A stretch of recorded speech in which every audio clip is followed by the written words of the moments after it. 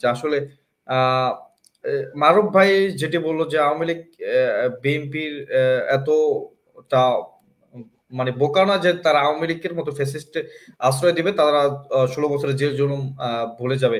আসলে আপনার কি ধারণা? আসলে আপনি কি মারুফ ভাইয়ের সাথে একমত হবেন নাকি আপনার ভিন্ন কোনো মত আছে?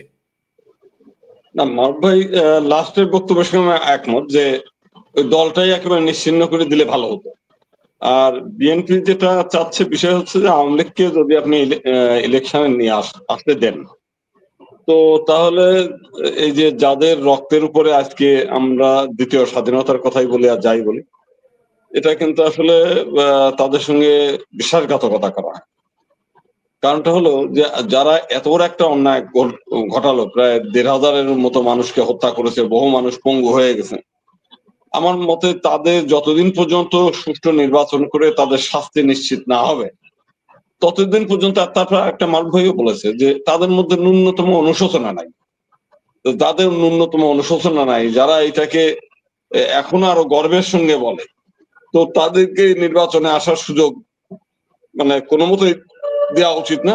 আর বিএনপির যে বিষয়টা আমরা দেখছি, সেটা আমাদের মেজর আফতারি সাহেব খুব ভালো মতো বলেছেন যে এই আওয়ামী লীগও যে ধরনের কাজ করেছে, বিএনপি ক্ষমতায় আসে নাই, এর পরেও সমস্ত সেক্টর গুলো তারা যেভাবে দখলবাজি শুরু করছে, তাতে দেশের জনগণের যে আশা আকাঙ্ক্ষা, সে আশা আকাঙ্ক্ষা বিএনপির দ্বারা পূরণ করা সম্ভব না। এই দিক দিয়ে অন্যান্য যে সমস্ত ছোটখাটো দল আছে, আমি মনে করি সবাই একজোট হয়ে একসঙ্গে ইলেকশনে নামলে সাধারণ মানুষ তাদের অন্তত একবার অন্তত ভোট দিয়ে স্বস্তি নিঃশ্বাস ফেলতে পারতো বলে আমার ধারণা।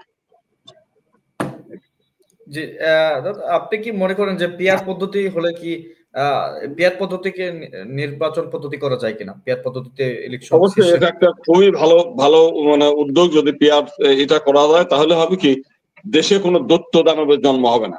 এখন তো গণতন্ত্র নাই, আপনি ৫১% ভোট পাবেন, আপনি ক্ষমতায় থাকবেন। আমি ৪৯% জনগণের। আমরা তো দেখতে পাচ্ছি যে ছোট ছোট যে দলগুলো আছে এবং কি বৃহৎ দল আমরা মনে করি ইসলামী আন্দোলন বাংলাদেশ এবং বাংলাদেশ জামাত ইসলামী, তার গণঅধিকার পরিষদ সহ মেজর আফসারি স্যার উনিও আছেন, রিফর্মস পার্টি সহ ওনারা প্রধান উপদেষ্টার সঙ্গে সাক্ষাৎ করেছেন এবং কি শুধুমাত্র বিএনপি ছাড়া সব দলই পিয়ার পদ্ধতি নির্বাচনের ব্যাপার কথা বলেছে। তারা পিয়ার পদ্ধতি নির্বাচন সিস্টেমের দাবি জানিয়েছে, শুধুমাত্র বিএনপি ছাড়া। আসলে বিএনপি কি আসলে একটু অন্য পথে হাঁটছে কিনা? আমি মনে করি অন্য পথেই হারছে, এবং বিএনপি যেটা চাচ্ছে এটা গণতন্ত্রের জন্য চরম হুমকি স্বরূপ। আমি মনে করি যে মেজর আফসারি স্যার যেটা বলেছেন, যেটা পিআর সিস্টেম অবশ্যই হওয়া উচিত। আর একটা হচ্ছে পিআর সিস্টেম হলে হবে কি, যে প্রতিটি মানুষেরই যেমন যদি কোনো দল সারা দেশ মিলে ৫ লাখ ভোট পায়, তাতেও কিন্তু তার একজন প্রতিনিধি, একজন ৩ লাখ কিংবা ৪ লাখ কিংবা ৫ লাখ ভোট পেলে একজন কিংবা ২ জন প্রতিনিধি তার পার্লামেন্টে পাঠাতে পারে। কারণ এই ৩ লাখ লোকের যে বক্তব্য, সেই বক্তব্যগুলো তো উজ্জ্বল থেকে যাচ্ছে, সে তো আর কথা বলতে পারছে না। এমনকি শুধু তাই না, এখন যে নির্বাচন পদ্ধতি, সেখানে ৪৯% ভোটারের কোন মতের বহিঃপ্রকাশই ঘটছে না। মানে গণতন্ত্র বলতে যা বোঝায় এখন সেটা না। বরং পিআর সিস্টেমটা যদি হয়, তাহলে প্রকৃতপক্ষে একটা গণতান্ত্রিক পরিবেশ তৈরি হবে, এবং তাতে এই দেশের মানুষের আশা আকাঙ্ক্ষার প্রতিফলন ঘটবে, এবং সবাই মিলে কোন এক মানে বিশেষ দল একেবারে মানে ক্ষমতা চেপে বসে অন্য দলকে গ্রাস করে ফেলানোর যে চিন্তা ভাবনা, সেখান থেকে সরে আসবে, এবং সবাই মিলে একটা আদর্শ রাষ্ট্র গঠন করা সম্ভব হবে।